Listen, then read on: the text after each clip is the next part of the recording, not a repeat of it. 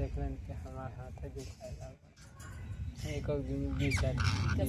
रोज जाता जाए तो काम से अलग रही काम से काम कैसे काम